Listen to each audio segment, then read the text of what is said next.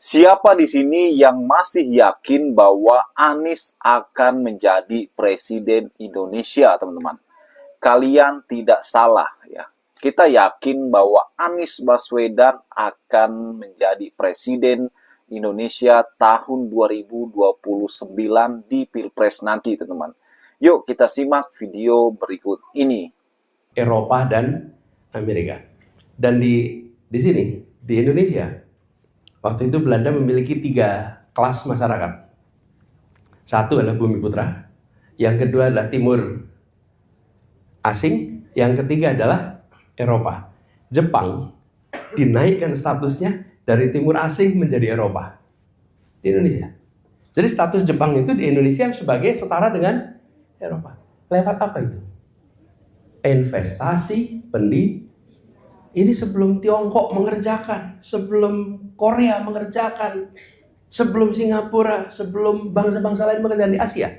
Dan yang menarik, ini negeri pertama kali ini, dia berhasil mengkombinasikan antara pendidikan modern dengan akar budaya tradisional. Itu dahsyat, teman-teman.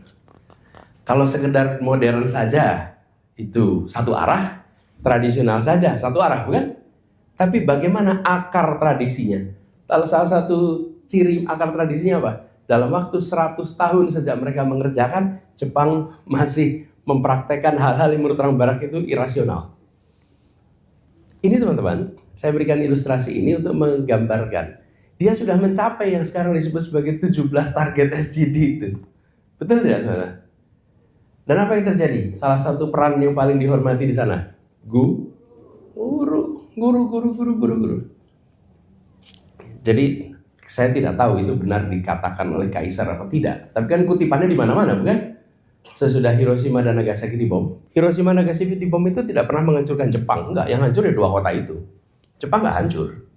Ya 2 kota itu. Tetapi secara mental itu hancur lebur. Secara percaya diri hancur lebur. Secara kekuatan ekonomi, tidak, ya 2 kota itu aja kena. Ini teman-teman, saya ingin sampaikan ini sebagai konteks.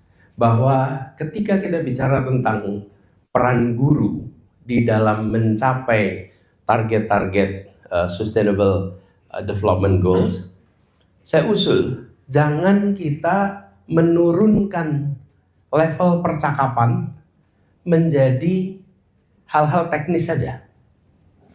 Kenapa? Karena guru ini bukan sekedar pelatih untuk persiapan kerja.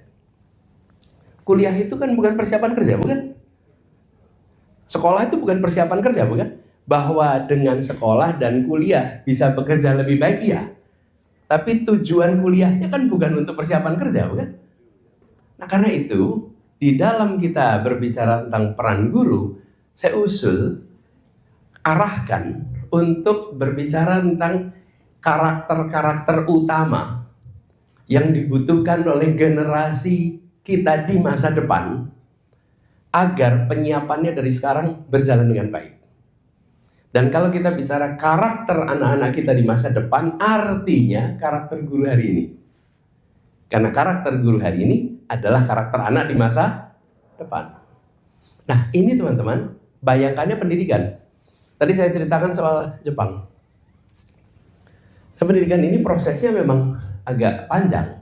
Beda dengan kebijakan ekonomi. Kebijakan ekonomi itu pendek. Cepat. Menteri Keuangan dilantik, langsung bisa ambil kebijakan. Pindahkan 200 triliun. Oke, dari BI ke perbankan. Langsung, bukan? Menteri Pendidikan nggak bisa begitu. Yang dikerjakan hari ini, efeknya panjang. World Economic Forum itu diselenggarakan tiap bulan Januari di Davos. Kalau World Education Forum tiap berapa tahun? World Economic Forum tiap 1 tahun. Kalau World Economic Education Forum, ada yang mau tebak? Tebak. Tebak tuh gratis, teman-teman. Educated guess, mahasiswa aja. Educated guess. Berapa? 3 tahun, ya. Good guess. Far from right. 15 tahun. 15 tahun. Jadi saya ini gemes kalau ada yang bicara pendidikan itu pengen hasilnya besok, teman-teman. Kurikulum diganti hari ini, laksanakan besok. Tidak bisa, teman-teman. Tidak bisa, it doesn't work that way. Saya ikut dalam World Education Forum, karena masih sama Pak Nur zaman tuh, 2015. World Education Forum sebelumnya tahun 2000. Sebelumnya tahun 85. Sebelumnya tahun 70. Bayangkan teman-teman. Sepakat 1, 2, 3, 4, 5, 15 tahun dilaksanakan. Nah, mindset kita itu pendek maunya. Apalagi yang berada di wilayah politik. Pengennya pendidikan itu menghasilkan dukungan suara besok. Kalau dukungan suara besok, pasti yang diberikan hal-hal yang bisa difoto, Bapak Ibu. Kamu kan bisa ditunjukkan fotonya. Temannya Pak Pranoto nih, sama-sama teman kuliah nih Pak Pranoto. Pak Pranoto, teman SD, sama-sama nih, fotonya sama. Yang satu. Halo teman-teman, berjumpa bersama saya di Politik Dangi. Teman-teman, menarik ya, kita bercerita ya, kita menganalisis, kita berdiskusi teman-teman. Kenapa? Kalau kita lihat dinamika politik ya, ini kurang lebih 1 tahun pemerintahannya Pak Prabowo Subianto teman-teman. Kemudian kurang lebih 4 tahun lagi ya, kita akan melaksanakan pemilihan presiden tahun 2029. Dan kali ini menarik sekali bagaimana Pilpres kali ini teman-teman ya.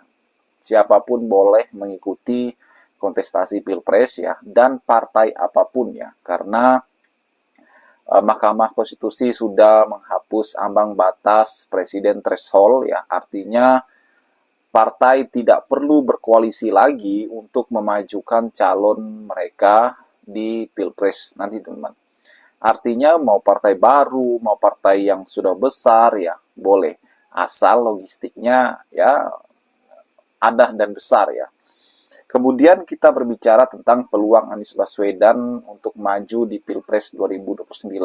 Saya yakin bahwa Anies pasti akan maju entah menjadi calon presiden ataupun wakil presiden teman-teman. Karena kita melihat seperti ini ya.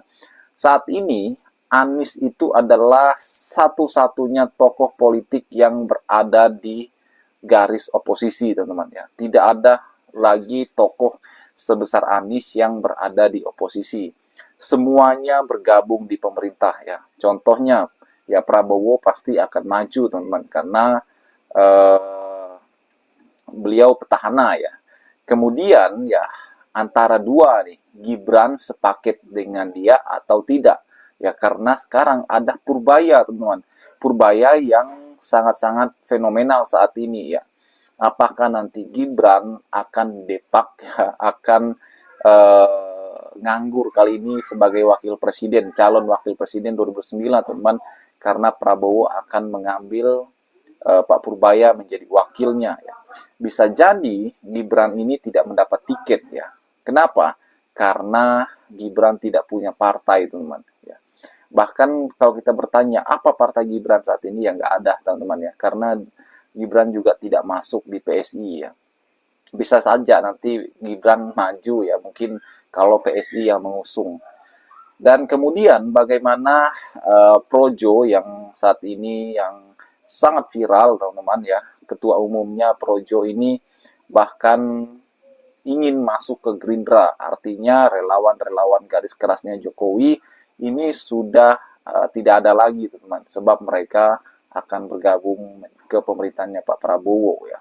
Artinya tuan baru sudah ada. Nah, kalau kita melihat peluang Anies menjadi calon presiden memang cukup besar dan luas ya. Karena kalau kita melihat Anies saat ini sedang membangun kekuatan politiknya teman-teman dengan membuat ormas, bahkan ormas tersebut menjadi cikal bakal partainya ke depan ya. Kalau kita melihat Nasdem juga saat ini panas-panas dingin teman-teman. Artinya Nasdem juga saat ini tidak juga bergabung di pemerintah, tidak juga jadi oposisi ya. Ini antara mendua hatinya teman-teman. Artinya bisa jadi nanti Nasdem ini lagi-lagi akan mengusung Anies Baswedan teman-teman ya. Kenapa? Karena Anies Baswedan ini punya jasa terhadap Nasdem. Bahkan kalau acara-acara besar Nasdem, teman, Anies itu diundang ya. Ini bukti bahwa Anies dan Nasdem mempunyai kedekatan yang luar biasa. Bagaimana menurut kalian?